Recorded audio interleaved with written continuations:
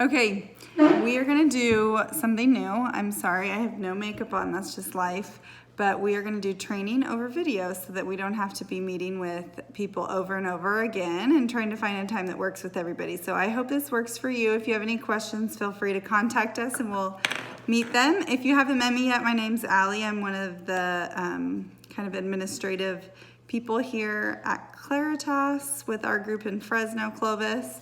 And so we're just gonna go over a few things for our training.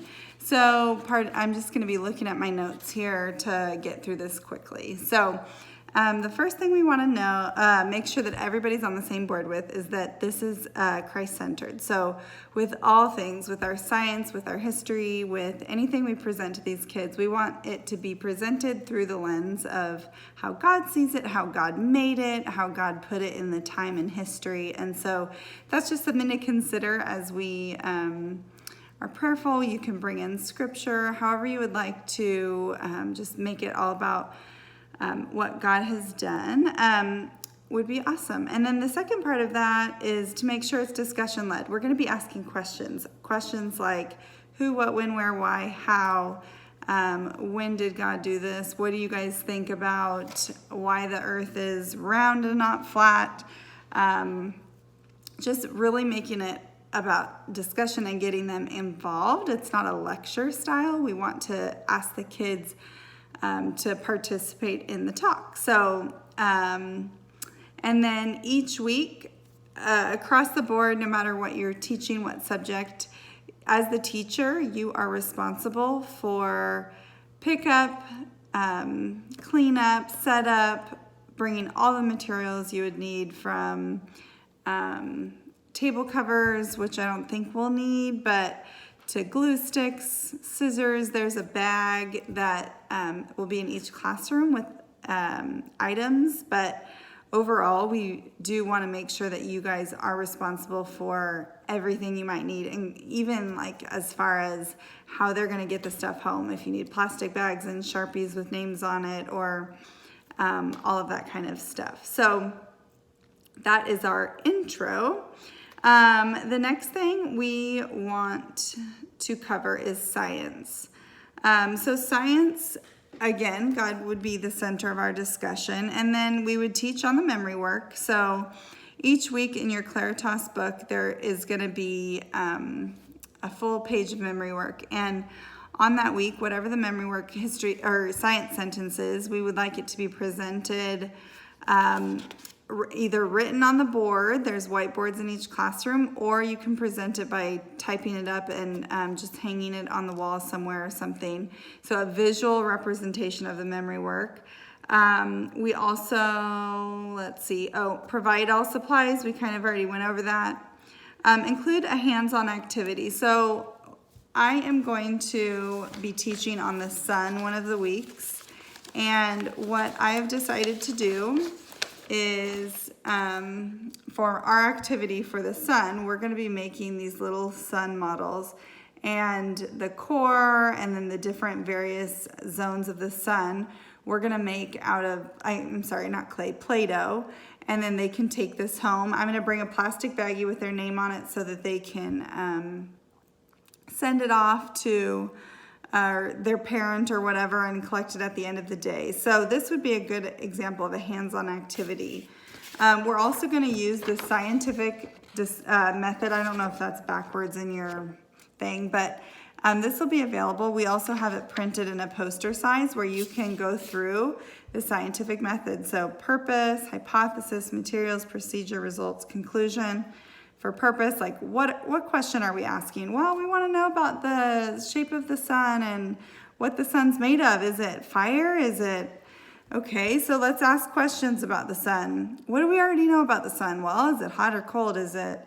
And get them involved in that discussion-led portion. It doesn't have to be an experiment, so sometimes we're going to come across and go, this is not an experiment, but... you can still apply the scientific method. So our hypothesis, well, I think the outside's hotter than the inside, or however you want to take it.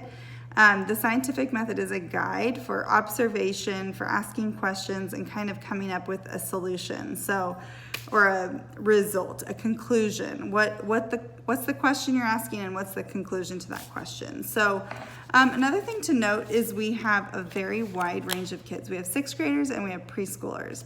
So this is great for all ages. The preschoolers, this might take the whole time. The 6th graders, you may need a second activity or some sort of drawing piece or labeling and something to add to it. Also for the preschoolers, you may cut out an activity and read a book about the sun or go to the library and have backup. It's probably a good idea to always have backup storybooks for the extra 5 minutes. You can have your assistant help do that, read or whatever that way. So let me just double check. I think that's really the main ideas for science. For history, one of the weeks that I am teaching on is Australia, and so I prepared for you guys just like, okay, for Australia. We are gonna, again, refer to the Claritas guide and look at the history sentence. That specific history sentence is what you'll present. You can work on the memory work, you can work on chanting it a couple times together, defining terms within it. I always love to place the history sentence in either a timeline or on a map. I have a big map and I'm gonna have them like, what else is going on in Australia? So the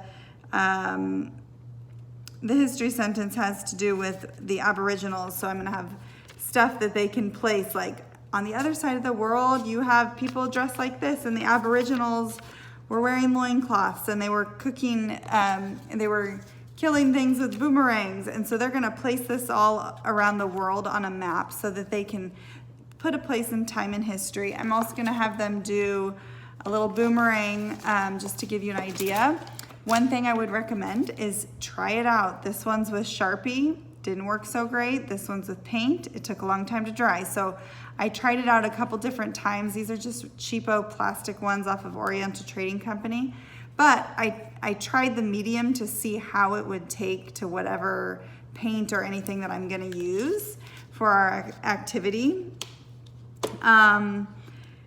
So I'm gonna do something like pull facts out of a hat. So they're gonna pull out of a hat and we're gonna read this together. James Cook from Britain did 3 voyages between 1767 to 1779 and discovered Australia and Antarctica. Just fun little things, fun ways. I think I'm gonna have them play around with the didgeridoo. I might have some Aboriginal music. If you're teaching on something where you can, pull in their sense of smell or cooking, you could add in something that way. So there's just a lot you can do with the history and bringing in all their senses. Again, asking a ton of questions, looking at the history sentence from multiple angles. You could act it out. Maybe there's a war and you have different kinds of weapons or whatever you want to do. You are welcome to do. I also thought, these, I forget what they're even called, but you could compare and contrast the rest of the world versus Australia. How is it different? How is it the same? What's going on everywhere else so that you put them in the place and time in history. So that is history. I am going to start another video so that I can upload this.